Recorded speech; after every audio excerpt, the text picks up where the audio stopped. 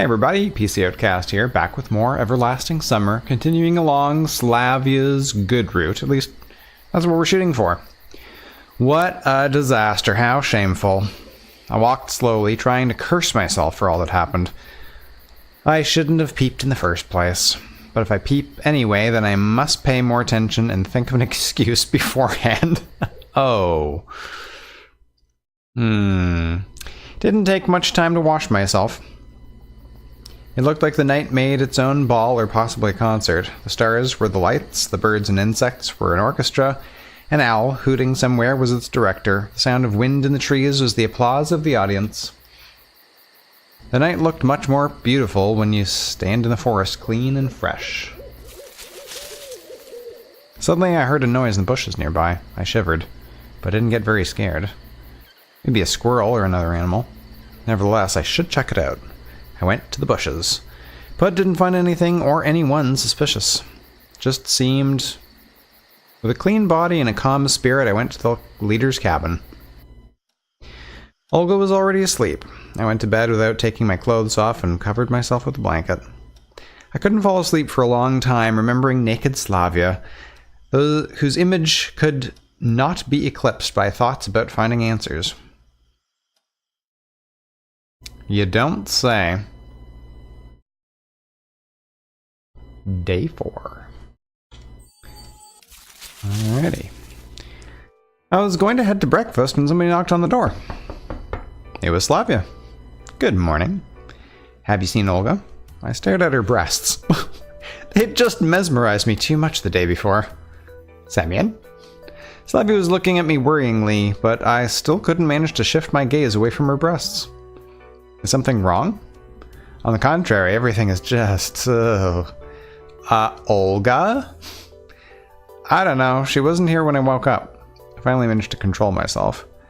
Fine, I still have one thing to do, so see you at breakfast. Slavia smiled, waved at me, and ran away. Still, regardless, the morning was shining and beautiful.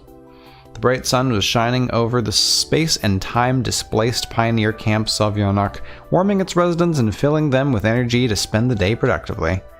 Or in my case, to waste it in futile efforts to find an explanation for everything happening here. There was an unusually large crowd near the canteen, which we have already discussed. Alright, I believe we need to go to... I think this is Olga's place, right? Okay, run into Slavia again. And... well, the rest doesn't really matter. We did that one. That's the main thing.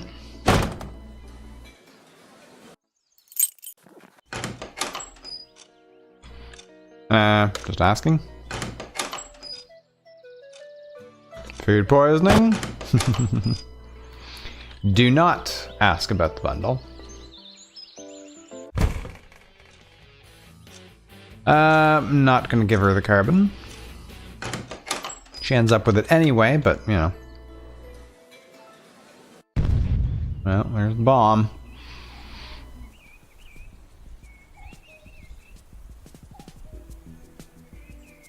When searching for Shurik, we want to go with Slavia. Well, that kind of makes sense, right? I'll go with him. Very well, it's better together. Are you sure? I asked Slavia in a whisper. I wanted to be sure, but she didn't answer, just smiled. I looked speechlessly at Slavia for some time. Why is she always helping me? Very good. Good luck then, both of you. We'll need it. The camp leader and the other girls said their goodbyes and went their own ways. I was quite surprised that they're treating our night walk through the forests to the abandoned camp as something normal. Well, it can't really be helped. Wait a minute, I'll bring a flashlight. Flashlight, sure. Sounds like a good idea. While I was waiting for Slavia, I had a strange thought. Why is she always so kind, sympathetic, and ready to help? Why did she offer to go with me to God knows where? It's always the quiet ones. Should I be concerned about her? Yes, you probably should. I'm back. With a smile, Slavia gave me a flashlight. Shall we go? From what Electronique told us, the old building was built right after the war. It looked like a kindergarten, or like a barracks, I expected, and definitely could hold less pioneers than today's camp. It had been abandoned for about 20 years. It was now totally dark. It seemed like the forest was as afraid of us as we were of it. Trees politely moved away, grouping at the sides of the path and patiently watching us. An owl hooed somewhere far away, but more quietly than usual. I wasn't afraid walking next to Slavia. Probably in any other situation, even in the real world, I'd be too scared to go into a forest without a proper path. But I tried to get rid of these thoughts. Although it was strange, Slavia probably soothed my self-preservation instincts and my sense of reality was blunted. If it continues this way, I'll jump towards some beast with a smile on my face. You're not afraid at all, are you? Meaning? Slavia turned around and looked at me, smiling in a strange way, either with misunderstanding or with gentle mockery. Or maybe I was just seeing things. Well, night, the forest, the old camp. Yes, sort of gives me the chills. Just sort of? Are you afraid? Well, no, but yes. But it's a natural human reaction to this kind of situation.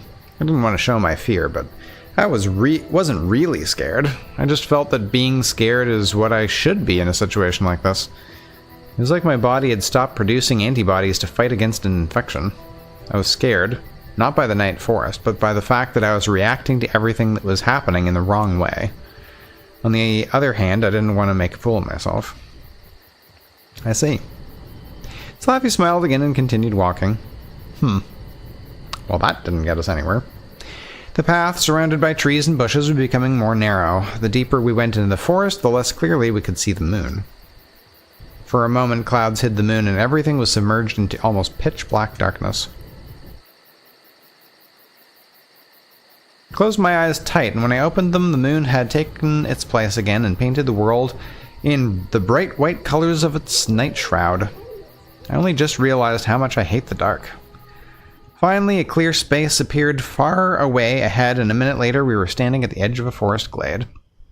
It was a ramshackle old camp building, eroded by rain, rust, and beetles. It smiled at us with broken windows, like a gape-toothed mouth. Or gap-toothed? Gap-toothed, I guess. A silent rebuke from the dead to the living could be read in this smile. A cemetery fog clouded the whole glade, so ghosts, ghouls, zombies, devils, and other evil entities seemed to loom from the haze. This sight was enough to give the average person a heart attack, or at least a panic attack. If Slavia hadn't taken my hand, I surely wouldn't have been able to stand it. It won't be as scary this way. She smiled. I couldn't say anything else, just grasped her hand tightly. What am I even doing here? Looking for Shurik at night in the forest here? How could I ever agree? There's not a single normal person who would. But the world around me can't be really called normal. I tried to persuade myself that I was finding answers and that it can't really get any worse. To be honest, nothing bad had actually happened to me during the last 4 days in this camp. Besides, I had no special reason to think that something bad would happen. Maybe it's just the way the world works. People can't live without adventures? Shall we go? Yes, I guess. But we didn't make a move. Slavy seemed to be waiting for me to take the first step, but I had just enough courage to stand still without running away. The moon showed up from behind the clouds again and lit up the old camp building. Now it looked less like a tomb, but all dead pictures in my imagination grew real. Visions of ghosts becoming more focused, the wailing of the wind, and the grass rustling got clearer. Noises of the unknown origin could be heard from afar. Seems like it was a great place before. I looked at Slavia carefully. Maybe she was scared, but she was trying to hide it. Knowing that, I felt a little better and calmer. Maybe. Let's go? Sure. I stepped carefully, watching my every step, trying not to touch the old fence, the crooked merry-go-round, or the rusty slide. In some places, the grass was waist-high, so any wrong move could lead to broken legs or hands. At last we came to the entrance, and I pointed my flashlight inside. The darkness that looked back at me was much scarier than the view outside. At least the moon shone brightly there. I gathered up all my courage and crossed the threshold. The inside of the old camp building looked like a kindergarten from my childhood. The layout of the interior, even the rotten furniture, was similar. Well, I shivered, picking up more and more remains of the joy of children long gone with a flashlight. Creepy. Slavia was not only holding my hand by now, but embracing it, firmly pressing herself against me. Yeah, she looks actually scared. However, I didn't sense fear in her voice. I wonder whether it was a good idea to come here in the middle of the night. Perhaps not. Shall we go back, then? No. What about Shurik? She said in genuine astonishment. Well, Shurik, why did he even come here in the first place? Maybe he isn't even here. Where else could he be? I don't know. Eaten by wolves, maybe? Don't say that. Slavia frowned and stepped away from me. I was already so used to being with her that I was slightly upset by her reproach. Well, okay, let's assume that there are no wolves. They can never be sure. Well, since we're here, let's search. We searched all the rooms of the old camp, playrooms, bedrooms, canteen, kitchen, and toilets. I even looked into the closet, which was choked with empty, decayed cardboard boxes. Look! When we returned to the place we started from, Slavia picked up something from the floor and gave it to me. It was an old doll with torn, frayed threads, missing an eye, a hand and an eye faded from damp. So what? I pity it. What? This doll? Yes. Why would you pity it? Someone played with her. Then just threw her away and forgot about her, and she's been here alone all these years in the rain and the cold. I couldn't really tell if Slavia was serious or not. I don't think this is the time to think about such things. On the other hand, what would be the proper time for that? Slavia looked really upset. Yes, maybe. I took the doll and examined it. I remember how I once found a stuffed lion the same way that Slavia just found this doll. I took him home, washed him, and was careful with him as with other toys, even though he was long past his retirement age. You should give it to Yelena. Slavia laughed. Suddenly the wind howled down the passage, singing some kind of eerie tune. Ugh. A light flashed and I instinctively jumped, caught my leg on something, and tumbled to the floor. Are you alright? Slavia ran over to me and helped me get up. Yes, more or less. I'd tripped on a trap door. Strange that we hadn't noticed it already. The dirt around the floor was cleared. Seems like it had been opened not too long ago. We're not going down there, are we?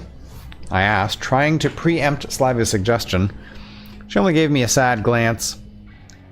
Come on, are we playing at diggers now? I moaned, while lifting the hatch cover with quite an effort.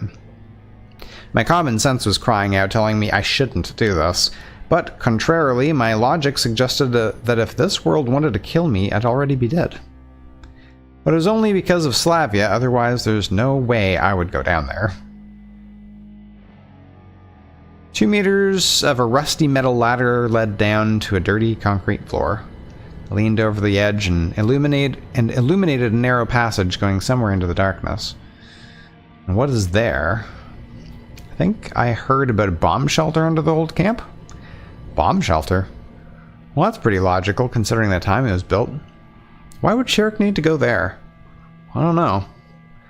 Of course, it wasn't necessarily him who opened the hatch, and it's obvious that someone had opened it just recently, but who would be more likely to get the idea of going down there than a mad inventor?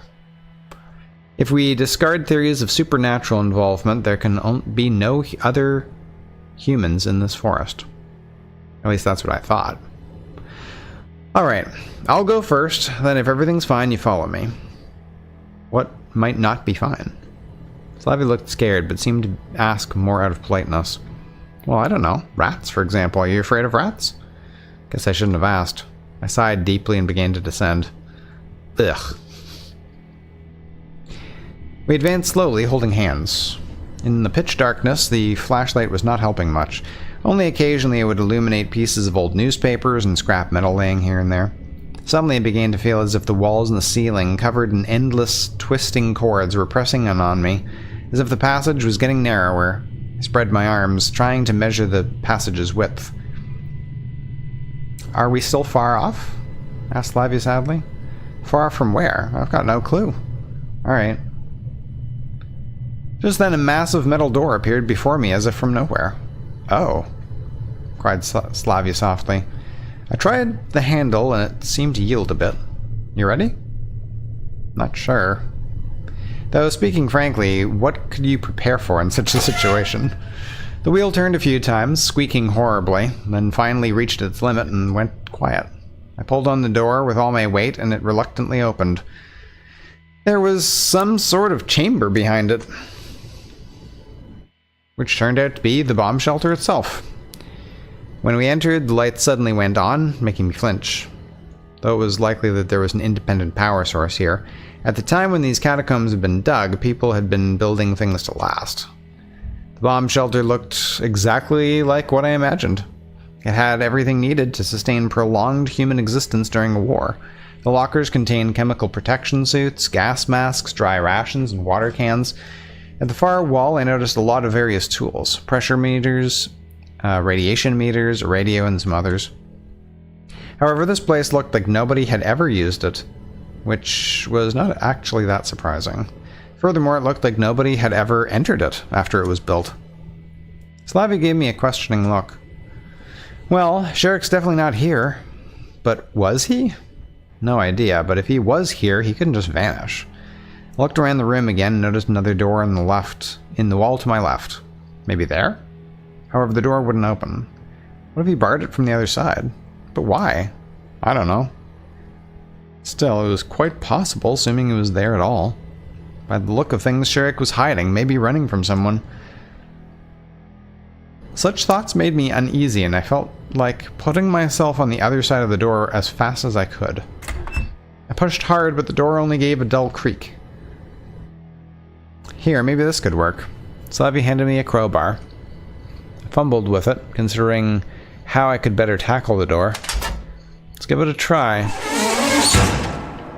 Using all my strength, I managed to pull the door off its hinges and it crashed onto the floor. While I was recovering from my effort, Slavy pointed the flashlight down the newly opened passage. There's a corridor here, just the same as the previous one. Jeez, this place is a real maze. Shall we go? Hold on. I sat down on the bunk, took a dusty pillowcase off a pillow and wiped my forehead. Let me catch my breath. Slavy sat down next to me and began to study the details of the floor tile patterns. Better turn off the flashlight for now. Oh yes. She blushed slightly and clicked the switch off. It's just plain creepy. I caught myself thinking that I have not been treating these events as real for the last half an hour. As if they had not been happening to me, as if they were just a dream. Just like back then, 4 days ago, in the first minutes after I found myself here. Yes, lately I might have started getting used to this world, this reality, as it was becoming reality for me. And that feeling deep in my soul that I had to find an exit was not so acute anymore. But now again, in a blink of an eye, the forest, the old camp, the bomb shelter, there was absolutely nothing supernatural about any of it, but neither was it anything normal, like anything from my previous life. Yes, agreed Slavia. Don't you find any of this strange? What exactly? Well, the fact that we're sitting here, just you and me, in the night. Wouldn't it be normal in such a situation to instead wait until morning and call the police? Yes, I guess so, she replied thoughtfully. Of course, I almost volunteered. I shouldn't have. Well, almost isn't quite right, but still. But you just wanted to help. If Shurik is here, we should find him as soon as possible. At this rate, we will be the ones they're looking for. You know, he did manage to get lost here. Sylvie looked frustrated. Alright, I didn't mean anything like that. Maybe he's not here. Maybe he's actually went back to the camp a long time ago. Yes, maybe. But we should still check, right? Of course. Sylvie got up and held out her hand to me. Seemed she wasn't as afraid as me. Though I was already tired of being scared myself and now only wanted all of this to end as soon as possible. Blah. This corridor was identical to the other one which we came through to get to the bomb shelter. I was walking at a slow pace, carefully watching the floor and checking from time to time whether the passage was getting narrower. Look. Slavia held my hand tighter and pointed at a breach in the middle of the tunnel. It was wide enough for a man to climb through, or to fall down. Maybe I pointed the light down, but there seemed to be nothing but ground at the bottom. I think we should check this out. The hole was shallow enough for us to climb out afterwards, so at first sight there was nothing to be afraid of. I climbed down carefully and helped Slavia. We found ourselves in some kind of mine. The walls and the ceiling were reinforced by wooden beams, and rails stretched out into the distance. Here and there, the earth pressing down against the fragile design broke through the boards, which were rotting with age, made the whole structure look a bit unreliable. Where do you think we are? Don't know. Some kind of mine? What could they have mined here? Coal, perhaps? Perhaps. We started to advance slowly. Stones would treacherously shift under our feet now and then. The beam coming from the flashlight trembled and jumped from one wall to the other, often casting shapeless shadows which disappeared as soon as the light was pointed at them. It's scarier here than above. Guess so. The further we went, the stronger my confidence became that Shurik had absolutely nothing to do with this place. He couldn't have been taken by a chupacabra? Could he? I don't know what that is. Alright, we can't rule out that possibility either. At last, we came to a fork in the tunnel. Where do we go now? I don't know. I tried to inject at least some semblance of calm into my voice, but I really had no clue. None at all. Not where to go, not where Shurik was, not even why we were here. What if we get lost? Yeah, right. Let's leave a mark that we have already been here. I picked up a rather large stone and carefully carved a cross on one of the logs supporting the ceiling. There, now we'll know that we've already passed this spot. Good. Slavia smiled. So, which way? Now, does it matter?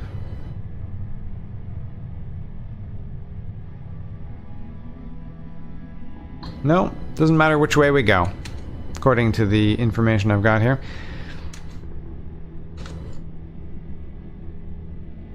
Okay, I actually skipped that. Nice.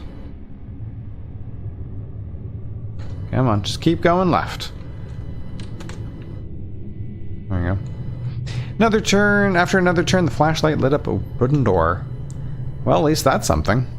To tell the truth, I was so tired of wandering around this mine that I had completely stopped thinking about Shurik. I only wanted to find an exit as soon as possible. What's behind it? Well, we're just about to find out. Past the door was a small chamber which looked like the utility room of a boiler house, or like one of the bomb shelters rooms. Floor was littered with empty bottles, and the walls were painted with a mess of graffiti, which meant that other people had more than once visited this place before us. Although from the look of things, they had done so rather long ago. I was running the flashlight's beam around the room, trying to check every part of it, when suddenly I found Shurik, curled up in a corner. "Shurik!" cried Slavia. However, it looked as if he was not paying any attention to us. "Here you are. We've been looking for you all night. Why in the world did you come here?" Shurik looked at me with hazy, unseeing eyes. "And who are you?" "What do you mean, who are you? Get up already, let's go." "I'm not going anywhere with you." Shurik turned away and stared into the darkness again. "You want to trick me again? You'll make me go in circles through the tunnels, won't you? Yes, you will. I know you for what you are." Shurik's voice turned into an infernal whisper. "Cut this nonsense out already." I wanted to approach him and pull him upright, but Slavia stopped me. He's not quite himself. Well, I'm not quite myself either. You wander here all night, you sure won't be quite yourself. She shook her head reproachfully and slowly went up to Shurik while carefully staying in the light. "It's alright, it's me, Slavia." "For real?" Shurik looked at her and immediately started sobbing quietly. "Of course, who else could it be? And that's Semyon with me. We came to find you, everything's fine now." "Are you really not them?" "Certainly not, we're us." He tried to get up, but he was apparently disoriented and would have fallen if not for Slavia, who caught him by the arm. "Easy there, careful." When they came up to me, I said, "Alright, time to get out of here. We can't go back." "Back where? Into the mine?" "Yes." Shurik was speaking calmly, but at the same time, His voice was trembling slightly. Pardon me. Why is that? It's where they are. Who are they? The voices. What voices? I was starting to lose my patience. This place and situation certainly weren't normal, but if there had been anything paranormal here, then by the laws of horror cinema, it should have long since showed its face by now. Calm down, Shurik. Just tell us everything in detail. He took a few deep breaths and started. I needed some spare parts for the robot, and I heard that there was a bomb shelter in the old camp, and there's usually a lot of different equipment in bomb shelters. It's old, of course, but worth disassembling. You can always find coils, resistors. So I went early in the morning. I thought I could finish quickly and get back by breakfast. I got everything I needed. He took some light bulbs and wires out of his pocket and showed them to us. But then, up there in the bomb shelter, I heard some sounds from behind the door, something like moans or wailing. At first I got scared, but then I thought that a person could be in danger, so I went there. And here was this mine, this damn maze. I got completely lost, and the voices always telling me something, sometimes shouting, sometimes whispering, and I can never make out the words. He was ready to burst into tears, but Slavy patted him gently on the head and Shurik continued. Anyway, I found this room. At least here you can't hear them. So you decided to sit and wait for rescue, like in a B film? I asked sarcastically. Slavy shot an angry glance at me. Well, in any case, it's time to get out if there are no objections. Come, I know a shortcut. A shortcut? Yeah, you know, I walked all over this place. Alright. Shurik did not lie. Indeed, after wandering for just about 2 minutes in the mine, we found ourselves under a grate, through which we could see the sky. And why didn't you get out yourself? Try it, you'll see. I pulled myself up and pulled on the grate a few times. It's true, you can't break it just like that. Gotta use something heavy. I looked down at Slavy and Shurik. Try the flashlight, maybe? Flashlight. I fumbled with it. It was not one of those cheap Chinese fakes from the 90s, which I used to have a lot of in our summer cottage. No, it was a real Soviet, durable metal flashlight. Not a hammer, of course, but if I tried hard enough. I swung it and started smashing at the grate, aiming for the spots where it was attached to the wall. Soon I got lucky, heard cracking sounds, and a few bolts fell down. Hey. A minute later, I was lying on the grass under the monument and breathing in the fresh night air with delight.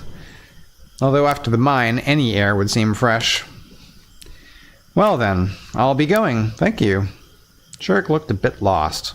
I eyed him questioningly for a bit, but ended up saying nothing and just waved my hand for a goodbye.